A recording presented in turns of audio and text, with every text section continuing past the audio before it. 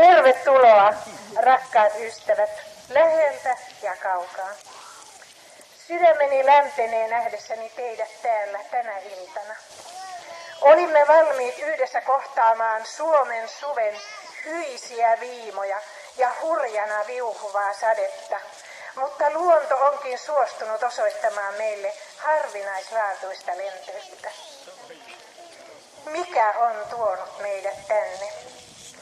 Halu kokea yksi iloinen hetki yhdessä. Tuokio,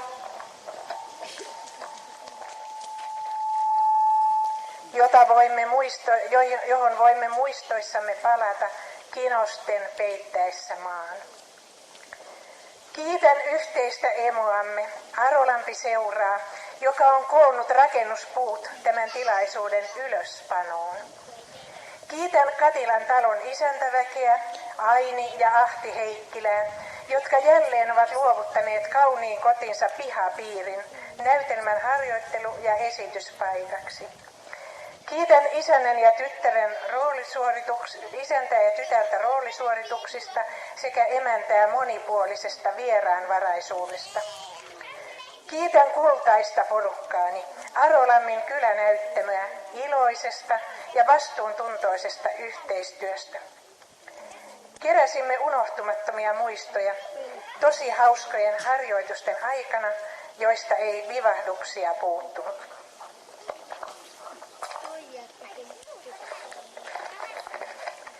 Kiitän teitä, uskollinen ja myötätuntoinen yleisö. Ilman teitä ei olisi meitäkään. Ennen kuin alamme seurata monelle jo ennestään tutun Loimolan talon vaiheita, pari hätähuutoa yleisölle. Tietääkö joku, missä Holoja ja Napanorro sijaitsivat? Olen unohtanut, keneltä sain nuo täkäläiset paikannimet, joita käytin Arolammin ruusu näytelmässäni. Muuten sisareni Tuulikki Holmila kerää tätä vanhaa paikan nimistöä, että kertokaapa hänelle tiedoistanne. Ne ovat erittäin arvokkaita. Ja nyt. Arolammi ja Hinkkamies. Näytelmä on jatkoa näytelmille Arolammin ruusu ja Aamu koittaa Arolammilla. Jälkimmäisen tapahtumista on nyt kulunut 3 vuotta. Henkilöt. Annika, Loimolan emäntä, Eija Aittola. Sammale, Loimolan isäntä, Ahti Seitsonen. Elokki, heidän tyttärensä, Maarit Heikkilä. Kallio, Loimolan vanha isäntä, Ahti Heikkilä. Tilda, Loimolan vanha emäntä, Sirkka Heiskala. Kivi, Sammaleen veli, Markus Nordberg. Helena, hänen vaimonsa, Airi Hautapelto. Helmi Lilja Hapero, heidän tyttärensä, Nukke. Pökkö, Sammaleen veli, Markku Tammi.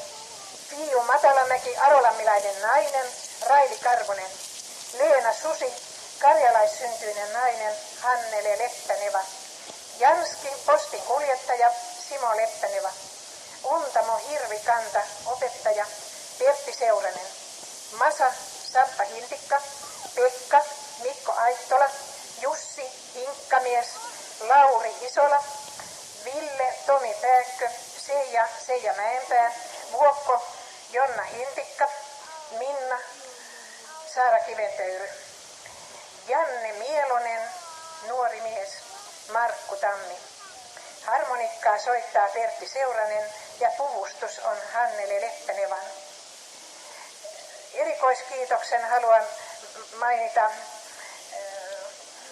ulkoarolammilaisillemme, Markus Nordbergille, Markku Tammelle ja Pertti Seuraselle. Markku Tammi vielä kaiken lisäksi otti harteilleen kaksoisroolin. Tapahtuu Loimolan pihapiirissä 3 näytöstä väliaika buffetteineen toisen näytöksen jälkeen. Emme ole kyllä räknänneet, kuinka paljon aikaa tähän menee, mutta tämä ei ole kovin pitkä. Menisikö tunti? Tuskin enempää.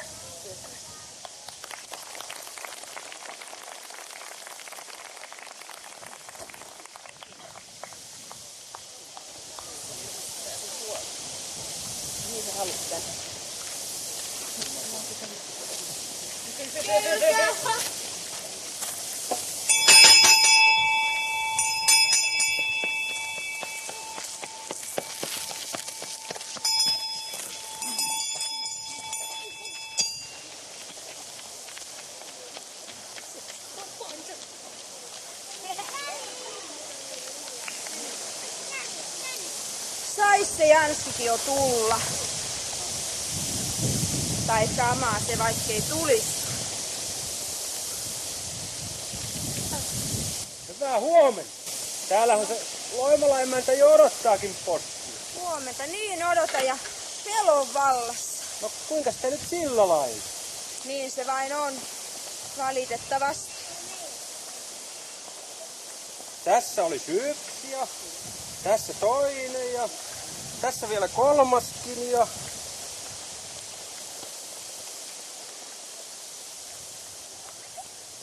Tässä lehtinippu. No näissä on tietysti kaikissa taas sitä samaa. Voi kumpa voisinkin avaamatta heittää nämä keittiön uuniin. Kuinka sitä nyt sillä lailla, voisinko mä jollain tavalla auttaa? Ei tässä kukaan voi auttaa. Sammale, tässä on posti. Minä menen keittämään vanhalle isännälle kaurapuuroa. Asiahan ei minulle millään lailla kuulu, mutta emäntä näytti jotenkin alakuloiselta, tai sanoisinko hermostuneelta. No se on täysin ymmärrettävä. Näitä viestejä on alkanut tulla aivan liian tiuhaa viime aikoina. Ja minä onneton, kun olen niitä työkseni teidän käsiinne kannistellut. Minkäs sinä, miesparka, ammatillas mahdat? Kuule, Janski. Asia on sillä lailla, mutta sulla taitaa olla jo kiinni. Kuule Sammale, olen jo vuosia sitten omaksunut sellaisen periaatteen. Jos haluaa elämästä jotakin nauttia, pitää osata pysähtyä ja kuunnella, mitä se puhuu. Elämä meinaan. Voi se vaan kumman mutkikkaaksi mennä se elämä. Yhtäkkiä.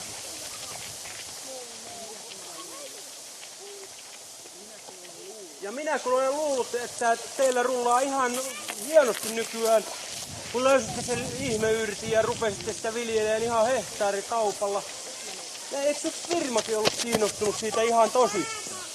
Niin, kyllähän Onnen Eväät Oy alkoi levittää arolammikkia maailmalle. Se mainostaa sitä mahtavana luonnonlääkkeenä mielenmasennusta vastaan. No, mistä se sitten rupesi kiikastaa? Tää on ihan kummallista. Kun joku tulisikin ja selittäisi, missä tässä oikein on kysymys. Kertoisitko vähän tarkemmin? Aluksi meni kaikki ihan hyvin. Rahaakin rupesi tippuun ihan mukavasti. Tasotettiin ton Helokin opintieltä tuolla Helsingissä ja kunnostettiin taloa. Ja sen kyllä huomaa. Mut sit alkoi tulla Jopin postia. Niin, kyllähän minäkin sen vaistoin, että ilkeä henkäys niistä kirjeistä meni semmonen kylmä väristys käsivartta pitkin tonne olkapäähän asti. Niin kuin tiedät, minussa on aina ollut semmoista herkkyyttä tai ylimääräistä tietoa, kuinka sen sanois. Ja se tuntuu vain vuosien mittaan lisääntyä. Kuule Janski. Tää Arolammikki. Tää Arolammikki yrtti käyttäytyy luvalla sanoen oikukkaasti. Oikukkaasti. Niin. Se on juuri sopiva ilmaisu. Arolammikki ei vaikuta virkistävästi kaikkiin ihmisiin. Se on kuin ylpeä kaunotar latotansseissa. Ei se suostu lähtee lattialle joka jätkän kanssa. Eihän mikä aine, pahuksen hyvä vertaus Sammale. Eihän mikä aine vaikuta kaikkiin samalla lailla. Toinen juo puoli pulloa koskista ja rupee poraa ja laulaa Uraalin pihla. Ja toinen juo saman verran ainetta ja iskee veitten naapurin rintaan. Mä olen nähnyt vähän elämää näillä reissuillani. Ja sen takia mä puhunkin sulle, että jos sä keksisit jonkun keinon ton elämänkokemuksen pohjalta. Me ollaan tosi pinteessä. Valituskirjeitä satelee ja onnen evätkin alku vaikuttaa epäluuloiselta. Moi Pökkö.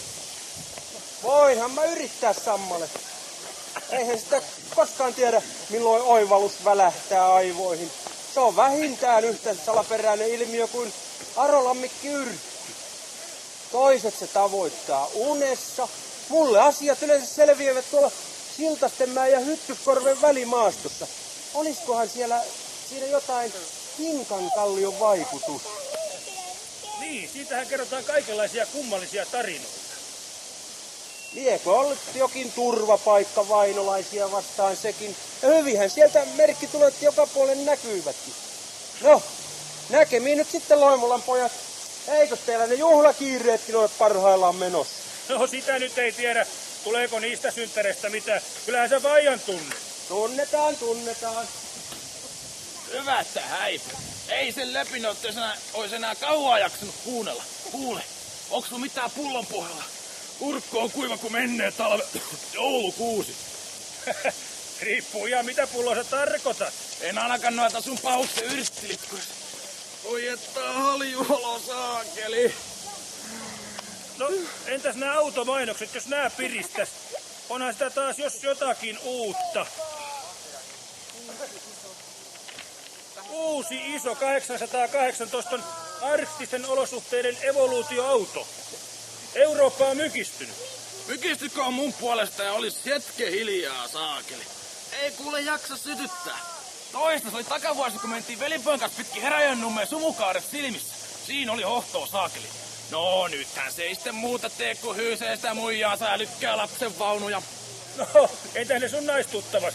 Niitähän sulla on riittänyt aina joka starttiin. Hyi saakeli. Nehän on kuin norttiaskit valintamyymällä hyllyllä. Naama on kuin RTV-värikartta ja tukka on kuin karhun takapuoli. Ja niiden repliikit mä oon kuullut TV:stä ainakin 200 kertaa.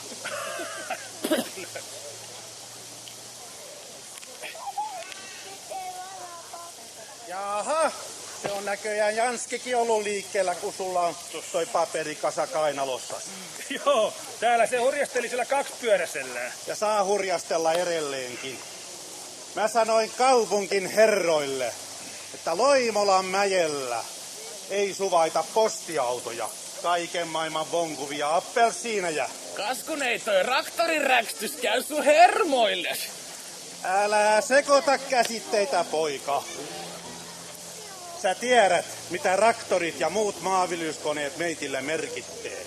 Ne merkittee elämän jatkumista näillä Etelä-Hämeen ikimuistoisilla tantereilla. Älä silti unohda eläinkuntaa, isä. Sun pollehevoset ja Tiltan kissa hyväksytään samaan porukkaan mettänelävien kanssa. Mutta ihmisiä on varottava. Siksi mä annoin teitille nuo luonnonmukaiset nimetkin. Annas tänne ne Janskin sepustukset. Mä luen niitä pellolta tultuani.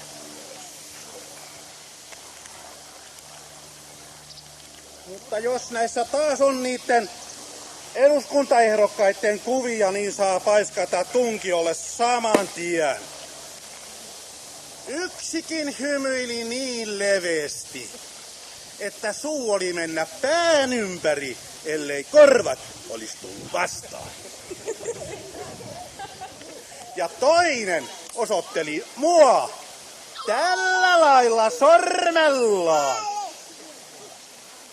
Perhana, mä sanoin Tiltalle, tommosia agitaattoria ei kattella Loimolanmäellä. Kuule Faija, kyllä ne miehet ja naiset tarkoittaa tämän maan parasta joka ikinen. Sä olet vielä liian nuori puhumaan tällaisista asioista, Sammale. Äläkä ollenkaan vilkuile niihin naisehdokkaisiin päin. Nehän heilutteli silmäripsiäänkin niin kuin jotkut Etelämeren tanssilikat.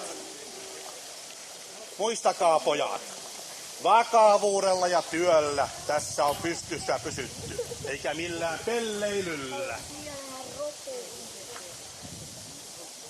Jotkut ne muuten tekee noista merkkipäivistäänkin oikein näytöskappaleet. Naamataulua on lehdessä parin palstan leveydellä ja ravattia kaulassa ja kukkapuskaa, nurkat ja pielet täynnä. Hyvässä lykyssä on vielä muija ja penskat tunkeneet itsensä johonkin rakoon. Joo, nehän on ne sun 80-vuotisjuhlat viikon päästä. Kuinkas niitä vietetään? Mä en kaipaa maailman huomioon ja kiitosta. Mä olen pannut sen kouhotuksille hanttiin niin paljon, kun olen kerinnyt. No mettän puut saa huojua mun kunniakseni. Nimittäin jos sattuu tuuleen.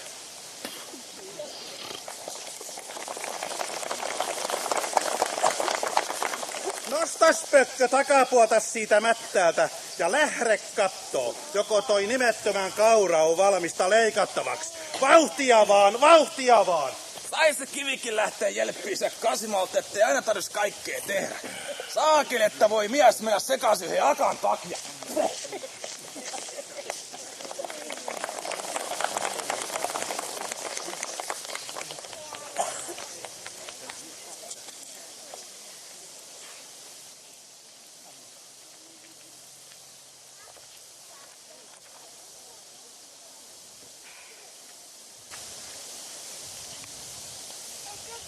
Sammale, Niin, kultaseni. minä en jaksa enää. Sinä tarkoitat sitä Arolammikin asiaa. Minä tarkoitan sitä Arolammikin asiaa, tätä kylää ja koko Etelä-Hämettä. Voi miksi minä tulin tänne? Tai kyllähän minä sen tiedän. Sinä kirjoitit niin kauniisti lehtokertuista ja punavarpusista ja valkohäntäpeuroista ja kaikesta ihanasta, mitä täällä muka on. Eihän sitä voinut yksi Vehmersalmen tyttö vastustaa. Mutta onhan se kaikki ihanuus täällä vieläkin. Ja paljon muuta hyvää lisää. Niin, mutta sinä et kirjoittanut mitään niistä epäoikeudenmukaisuuksista ja omituisuuksista, joihin täällä törmää joka askeleella. No en minä ainakaan ole törmännyt mihinkään omituisuuksiin. No et tietysti. Sinun mielestäsi kaikki on niin kuin pitääkin. Sinä alistut nöyränä isäsi komenteluun, etkä huomaa äitisi sorrettua asemaa ja veljesi neuroottista hössytystä autojen kanssa. Ei suinkaan, tyttöseni. Sinä unohdat, että Helena Takamettälä sai kiviveljeni jättämään autovillitykset ja kiinnostumaan luonnon ihmeistä. Niin, tuo hurmioitunut pariskunta löi sen Arolammin, josta piti tulla oikea kultakaivos, mutta tulikin pannukakku. Suinkaan. Arolammikin vaikutusta ihmisiin tutkitaan parhaillaan eri sektoreissa. Janskikin lupas pohtia asiaa. Janski, siinä meillä on oikea professori, oikea tiedemies omasta takaa. Ja tuloksia saadaan odottaa seuraavat 10 vuotta hämäläiseen tapaan. Niin, Savossahan tämäkin juttu olisi keksitty aikoja sitten. Niin olisikin. Nopeasti ja lupsakkaasti. Voi miksi minä tulin tänne Janakkalan takamaille? Minä valitan, Annika. Pyydän anteeksi, että olen syypää sinun kauheaan kohtaloosi. Menkö, mokomaki nahjus. Kumpa olisinkin Kuopion torilla ja kuulisin ympärilläni oman heimoni kieltä. Mittee työ hyvä rouva siinä niin allapäin seisotta. Ottakee tästä yksi kalakukko kaenalo. Siitä se olo paranoo.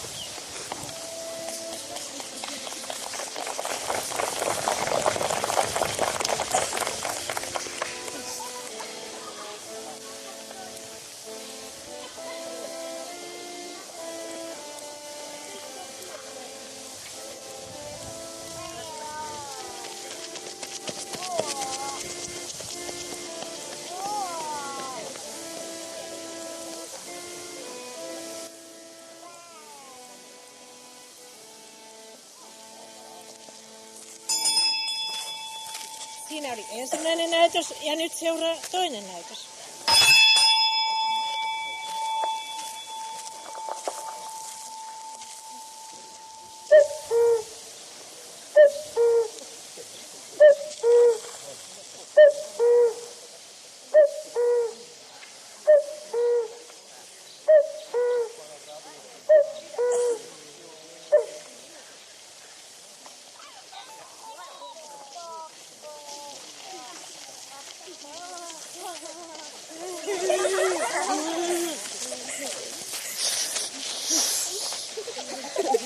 Ei pihaustakaan. Te pysytte tässä. Minä käyn katsomassa, onko reitti selvä.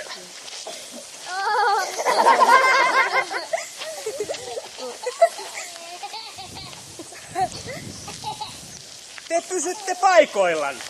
Ei saa liikkua, ei edes hengittää.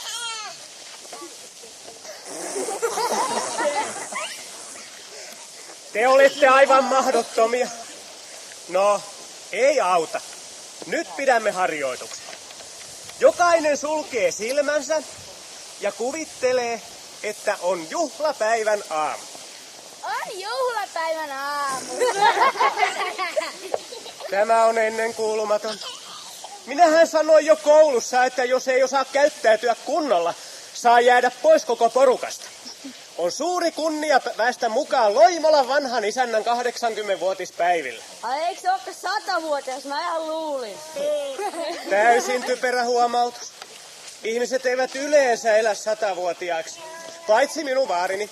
Mutta mehän olemmekin tällaisia tervaskantoja. Juu, niin näkyy. No niin. Kun Kallio Loimola astuu tuosta kukkasin koristetusta kujasta, niin te seisotte siinä vastapäätä. Mutta eihän siinä ole kukkia, opettaja erehtyy. Siinä on kukkia elokuun 2. päivänä. Minä en kestä enää. Hyvää huomenta. Mitäs täällä liikkuu näin aikaisin? Neiti Helokki. Me tässä harjoittelemme laulutervehdystä isoisänne syntymäpäiviä varten. Hän on merkittävä hahmo paikkakunnalla. Jaa, taitaa olla. Te saavuittekin näin aamutuimaan perheenne pariin opiskelujen helteestä. Niin tuli oltua yhdellä kesäkurssilla. Mikä onnellinen ala saakaan lukea teidät piiriin? Mä olen kyllä aloittanut historiaa, mutta en mä oikein tiedä. Siinä puhutaan liikaa miehistä. Voi kauhistus.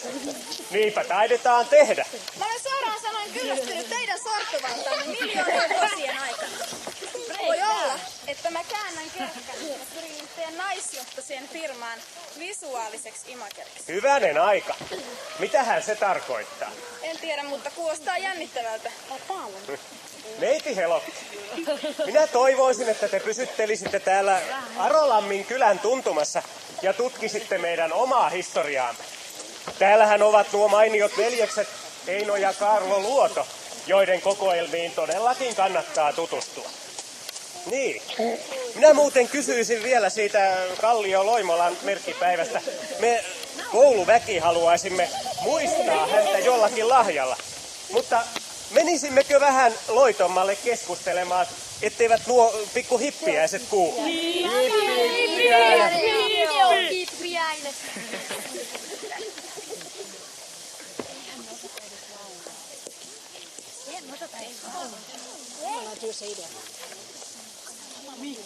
Kamalan tylsä idea. Ei mä osais laulaa. Sen mielestä me osataan. Meidän täytyy keksiä jotain muuta. Joku yllätys! Joo, yllätykset on ihania!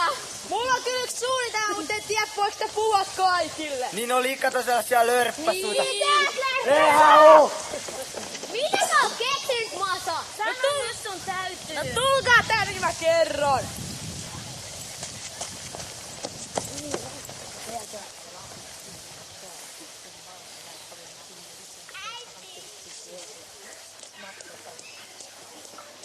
Juu, mä kannatan. Noi Masa on Nero! Kiva, se tehdään!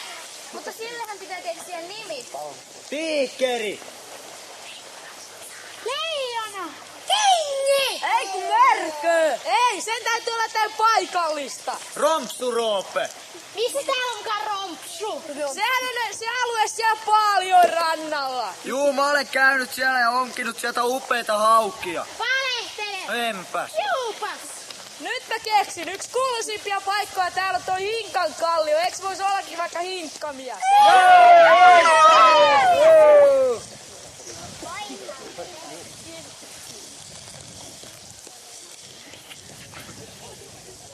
Mikäs kansanpaljous täällä on tähän aikaan aamusta? Suokaa anteeksi, emäntä. Me tässä järjestelemme pientä syntymäpäiväyllätystä vanhalle isännälle. Valitettavasti täällä ei vietetä mitään syntymäpäivää. Niinkö? Sepä surullista. Mutta kai me nyt sentään voimme hiukan laulaa luikahuttaa hänen kunniakseen. Kiitoksia opettaja Hirvikanta, mutta tunnettehan te Kallio Loimolan tavattoman itsepäisyyden. Niin no, kyllähän me olemme voineet havaita hänessä tiettyjä, sanoisinko nyt perihämäläisiä luonteen piirteitä. Joten minä kehotan teitä ja oppilaitanne poistumaan täältä hyvän sään aikana ennen kuin tapahtuu mitään kamalampaa. No tässä nyt ei olla mitään heikkohermoisia mammanpoikia. On katsottu vaaroja silmästä silmään. Taistelun tuoksinassa ollaan harva se päivä. Siis me kumarramme ja niiaamme ja lausumme parhaat kiitokset Loimolan emännälle ja Helokki-neidille. Näkemiin. Huomenna illalla kello 18 meillä autotallissa!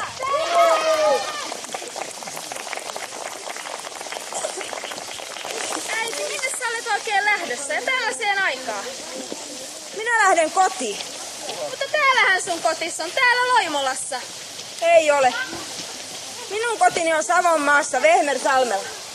Meinaatko sä lähteä sinne? Et kai vaan pitkäksi aikaa.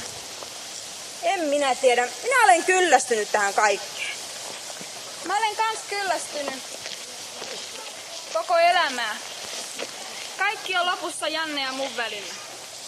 No miten se nyt niin äkkiä loppui? Ei se ollut äkkiä. Me loituttiin toisistamme henkisesti. Se mikä mulle oli kaikkein tärkeintä, ei merkinnyt sille mitään. Tai ainakin liian vähän. No mikä se nyt on sitten kaikkein tärkeintä? Naisen asema. Mulla on kerta kaikkiaan pohjaa myöten selvinnyt, kuinka hirvittävästi meitä on nöyryytetty muinaisista ajoista asti. Mä toivoin, että Janne olisi seissyt mun vierelläni tässä taistelussa naisten puolesta. Uljaana tukka tuulessa liehuen, lippua heiluttaen. Mä luin sille illasta iltaan Kaari Utrion kirjaa Eevan tyttö. Että se tajuisi, mistä todella on kysymys. No entä sitten? Janne alkoi luikerrella vastuusta. Miten niin? Se väitti, ettei hän ole koskaan aikonutkaan sortaa naisia. Ja kaikkein vähiten mua. Sehän oli oikein kauniisti sanottu. Rupeaks säkin puolustaa sitä kurjaa tyyppiä? No, sähän oletkin aina ollut kaameen helläluontoinen. Sen takia sä oot pärjännytkin ton isän kanssa, joka on sellainen iankaikkinen haihattelija. Isä ei ole mikään haihattelija. Hän on kultaisin mies koko maailmassa. No mitä sitten pakenet sen luota aamunkoitteissa niin kuin joku romaanin sankaritar? No enhän minä sammaletta pakene, mutta kun sillä miesparallaan ympärillään niin toivottomia tyyppejä, niin sehän se harmittaa. Sä meinaat tietysti Vaaria, sitä Loimolan vanhaa kuningaskotkaa. Nimenomaan. Mä ihailin sitä aikoinani ja puolustinkin aika tulisesti. Muistatko sä, kuinka mä tappelin Janne ja koko Mielosen perheen ennakkoluuloja vastaan? Muistan. Se oli upea teko. Mutta Helsingissä mun silmäni aukesi ja mä tajusin, millaisessa orjuudessa te kaikki olette eläneet. Varsinkin Tilda mummo. Kyllä näkee, että talon on juhlat tulossa, kun emännät ja tyttäret häärä jo koko lauluaikaa. Mummo, eikö säkin ole joskus, tai montakin kertaa, kyllästynyt miehiin? Ai, kehen? Miehiin! Noihin kamaliin otuksiin, jotka on sortaneet naisia miljoonat vuodet. Jaa, kyllä ryhtynyt miehiin.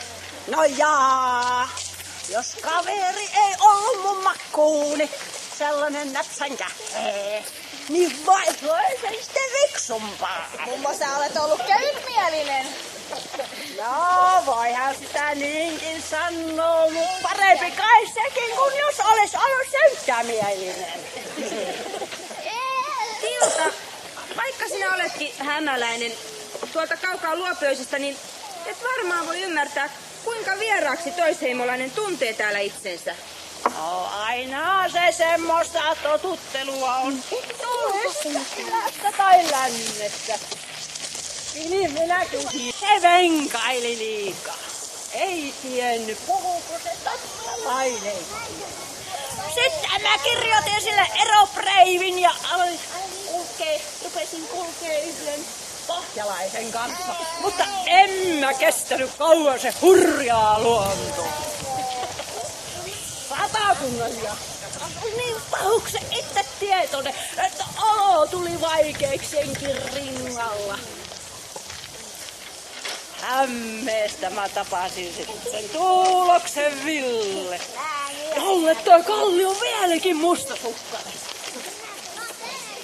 Mutta kun se säätyerotus oli meitten välillä niin suuri, niin se jätti mun sukunsa painostuksesta. Siellä se on Atlantin takana Ville Ressunkin hauta. Mutta eikö sä kärsi hirveästi ton Kallion ajasta määräilystä? No jaa.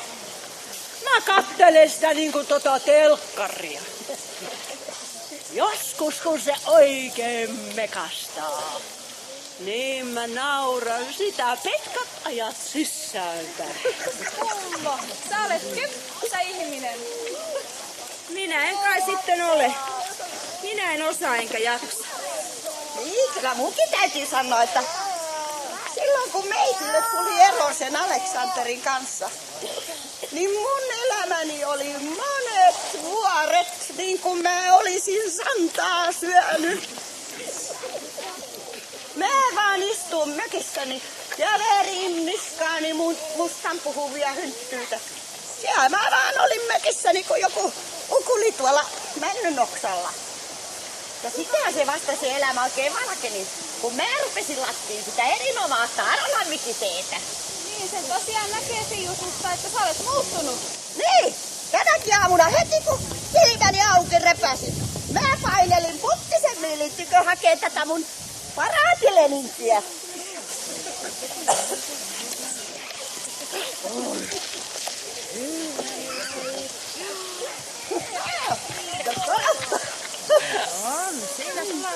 Se on tätä tehnyt ihan eistämäiseen, kun ei ole päivisin töiltään kerinnyt. Ei maan, se on mun mentävä taas. Se on vielä pihakin siivoamatin se viime viikkoisen myrskyn jäljellä. Moi Valleena! No juhlissa tavataan. Hyvää huomenta naapurloilla. Täällä sitä onkin monta sukupolvea yhdellä kansivalla. Siihen vielä kun lennättää se Helena pikku hapero kans, niin siinähän sitä oiskin ilo pittoa kerrakseen. Sinä se teillä olet se oikein karre-alan sirkuttaja. Sanoisiko nyt kultakäköiseksi ainiksi? No jos vaikka Antrea pikkuvarpuseksi. Ei kun satakieleksi, se sinä olet. Kuinka te karjalaiset sopeudutte täällä vierassaoloon? Sama se on taivas ihmisen päällä. Niin hämmees kuin Karjalaskin. Sieltä se apu tulloo. Mut mie paisto tänä aamun näitä piirakoita, et jos vaikka teillekin maistuis. No ihanaa, kiitos. Ja loput mie vie Ellil, kun hän pottee taas niitä jalkoja, ettei pääse oikein kauppaakaan lähtemään. Joo, meitille ihan niin.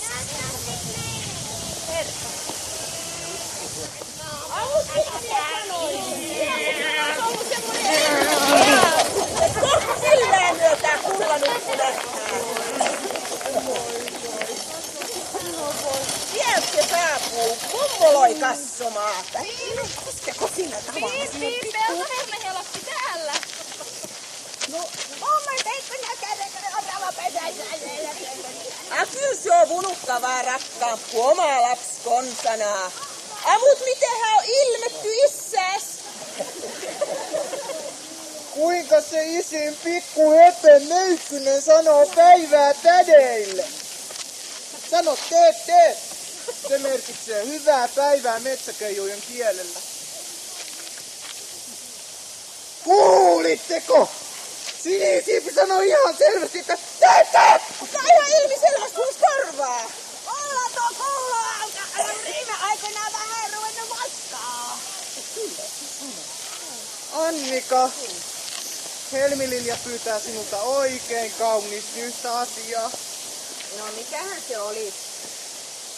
Hapero toivoo, että ottaisit hänet hoiviiksi muutamaksi tunniksi.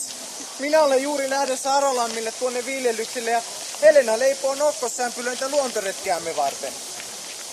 Sammakko prinsessa on aina viihtynyt erinomaisesti teidän luonanne. Hän on juuri syönyt ja ottaa kohta puolin jumpatorkut. Sen jälkeen voit antaa kotihiirelle mukillisen tätä puolukkamehua ja Sitten voit antaa hänelle näitä äitimurun tekemiä terveysviinereitä. Vai kothiiruloil? Mun miukukissani kyllä pistää järjestykseen ojennut. No ei nyt mitään. Kivi tarkoittaa tätä helmililjaa. Lapsaukolla ainakin 50 lempinimeä. No ei oo niin monta. Äidin piti tänään kyllä matkustaa Vehmersalmelle. Ihaks totta. Voi hyvän aika, no sitten minä kyllä vien villiruusun kotikunnalle takaisin. Ei missään tapauksessa, enkä minä minnekään Vehmersalmelle matkustaa. Sähän olet vaihtelevainen kuin huhtikuun päivä.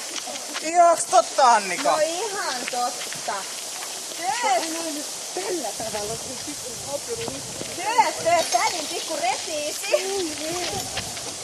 Asiin sit on ihme voimaa pikku. Toi Annikankin kääntyy kotiin ihan 1-2. Näkemiin vielä, Peippo, unajaisia unia. Herkkutakki on todella ihmeellinen. Sen me olemme aina tienneet Helenan kanssa. Eikä mennä liian lujaa siellä sitten.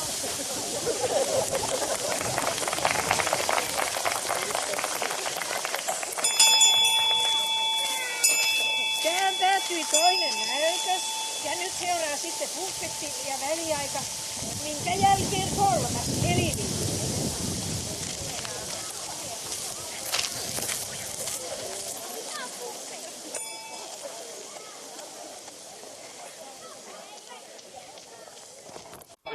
paikka on jälleen sama, Loimolan pihapiiri, ja on Kallio Loimolan vanhan isännän 80-vuotisjuhlapäivän aamu.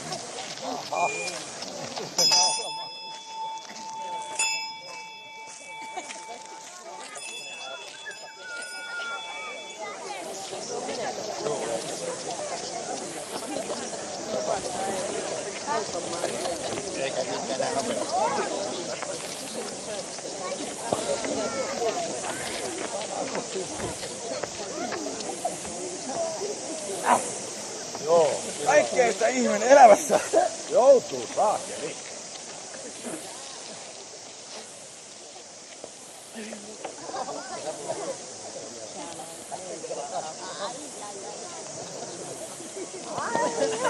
Jos tulee korveita, noin ne antaakin se viimeisen silauksen tälle juhlapaikalle. Oikoi sohikokka juhlat. Tai se kivikin lähtee jelppiseksi kasvimaltaan. Nehän on se ala, nää kasvikset. Niin on täällä kohta koko sakki. Tuolla näkyvät siellä velliä koivun alla. Neljä ja helpolla lankaa saakeli. Kuule. Poika. Naisen valtaa. Meillä on kuule mahtavat luonnonvoimat puolellamme. Helenakin loitti pitkin metsiä ja kuunteli siellä kurkkien huutoja. Viskeli kukkia ympäriinsä kuin sekopäinen. Jos ei sillä kurin mekkule mies lankaa, niin ei sitten millään. Mene kuka menee saakeli. Kuule Pekka, mulla olisi sulle oikein asiaakin. No mitä se mahtaisi olla? Kun mä oon niin kyllästynyt istuun pussissa ja ajan polkupyörällä. Ja se onkin ruvennut viime aikoina lenksuu vähän joka puolelle. Kun olisi oma piili, niin pääsis usevammin joka paikkaan, mitkä mieli tekee. Saakeli, nyt sä törmäsit oikeeseen jätkään, Fiiju. Mä arvasin sen. Tähän onkin niitä etevämpiä justiin tuolla autoalalla. No, jos nyt enää ikaa siinä sakissa, niin ei paljon puutu. Voima ja vääntö riittää, sano. Mä arvasin sen. Kuule, Fiiju, ala luettele ihan vapaasti vaan niitä toivomuksia. Miten ois sävysävyyn puskurit tai musta ikkunaspuoleri? Entäs se kuva takavanopaneeli ja karapute? Kuule, mä oon viime aikoina ihan tiekseni selannut näitä mainoksia ja että ottaisko kato ton vaihtovalion vai ton turbotiiselin vai oikein Vorvola ykkösen? Mennäänkö se rupeaa kilpaa Keke Roosbergin kanssa? No, jos nyt ne kekes jättäis rauhaan. Sen sortin kaverit ei oikein mun heiniäni. Kuule, Fiiju, Mun olisi tässä tehtävä ensi alkuun pari intiimiä kysymystä. Kuka? Eka, onko sulla ajokorttia? Kaikki säkin kyselet. Johan mä se hankin itselleni 30 vuotta sitten. Onko se vanhentunut? Hei, jos pelko. Mä oon kuulen paperin uusinut aina, kun kuvernöörit on määrännyt. Sitten takaksi. Paljonko sulla varaa iskeä fyrkkaa tähän hommeliin? No, sanoisiko noin pyöreästi, että on tuolla mökissä yksi piironkilota. Täynnä se kaiken väristä paperirahaa. Mä en näes oikein luota noihin pankkien liverymästi. Saakeli, sun täytyy äkkiä sijoittaa ne setelit ennen kuin joku ryövää sut. Ei oo pelko. Mulla on Anteliini vainaan tekemä ranssakkakulle muurin kyljes. Ja isä vainaan kivääri on sänkyn alla.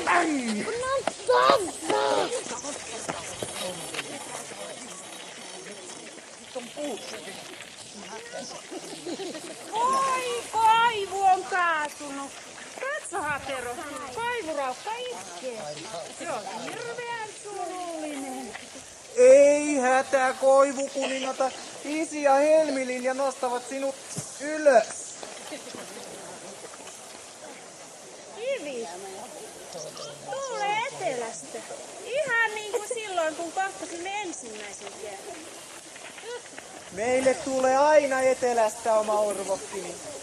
En päivääkään antaisi pois.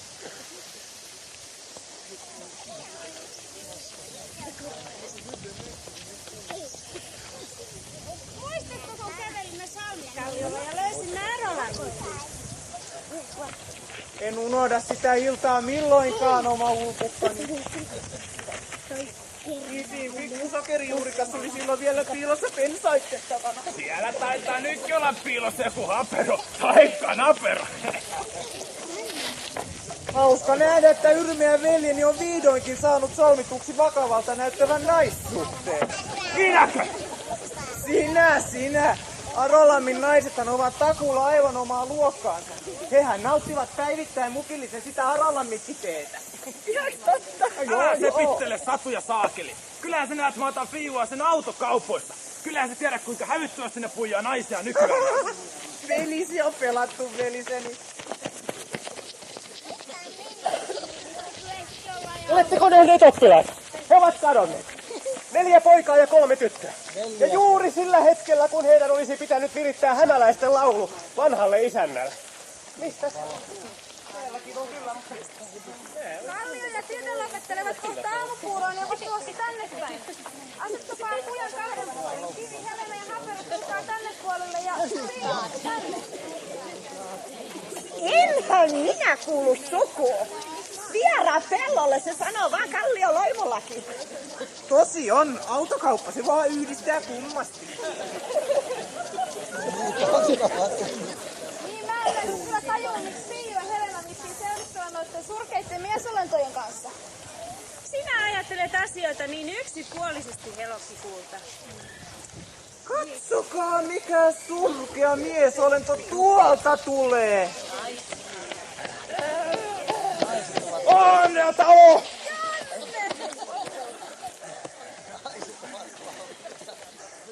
Helokki, sä sanoit viimeksi, että mun on tehtävä jotain.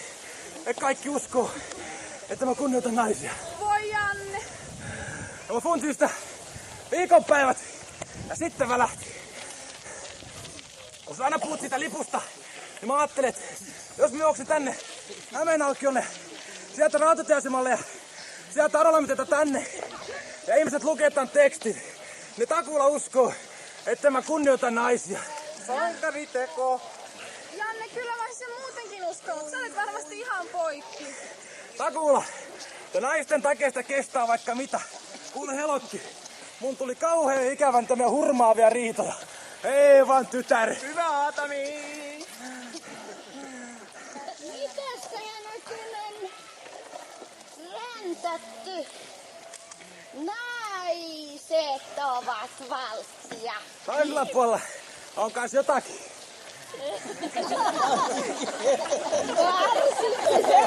Moi moro. Joko susta?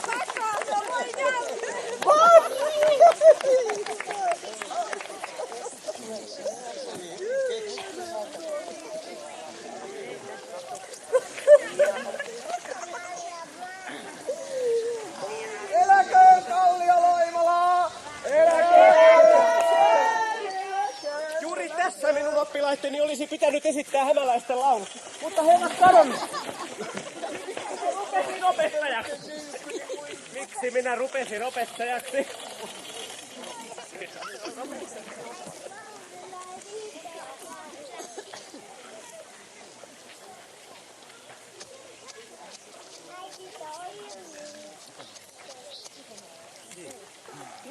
Niin, kenenkähän keksintö tää turhanpäiväinen hosuminen oikein on?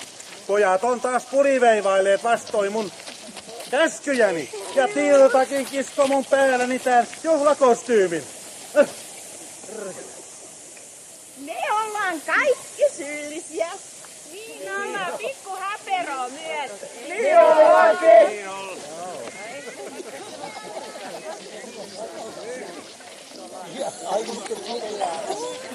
Minä myös!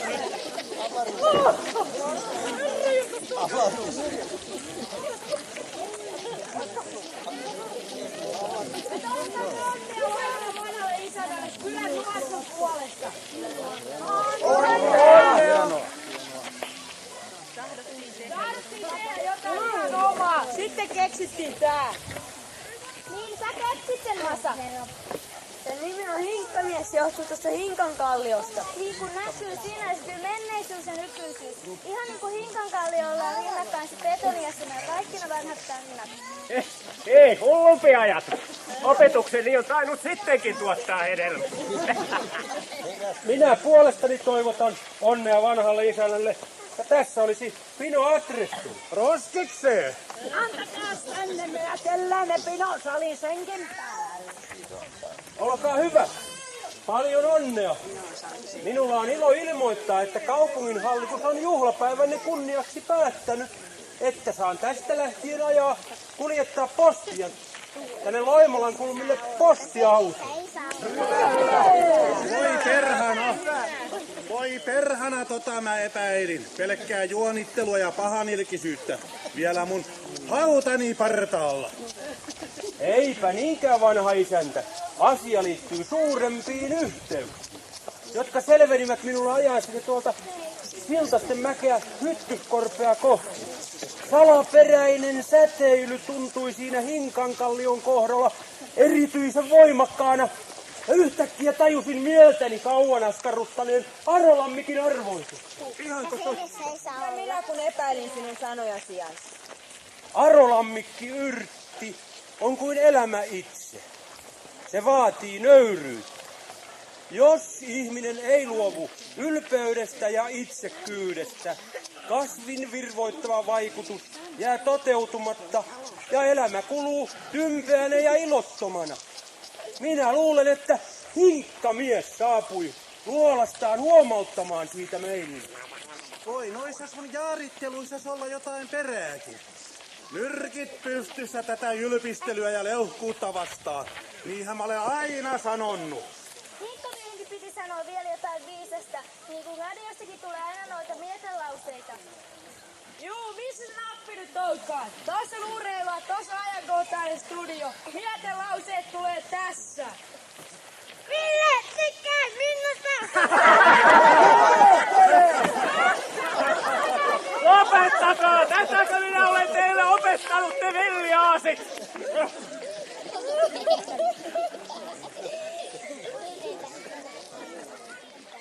Opettaja, jos ottaisit nyt hämäläisten laulu, se varmasti rauhoittaisi tilannetta. Erinomainen ehdotus. Hämäläisten laulu, 4 säkeistöä ja yleisö mukaan.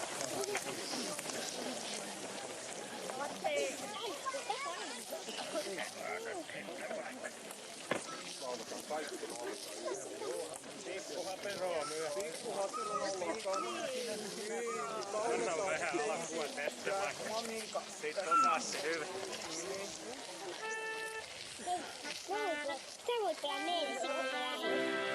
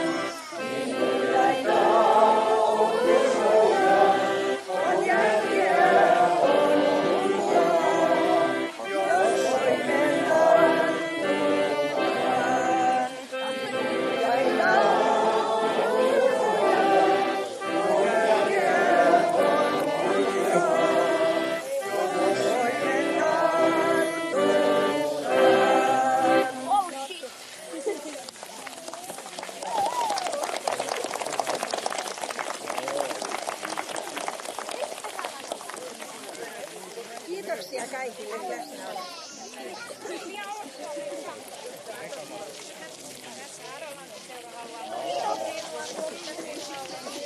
Saako pyytää Aini-emännän tänne myöskin? Missä on Aini-emäntä?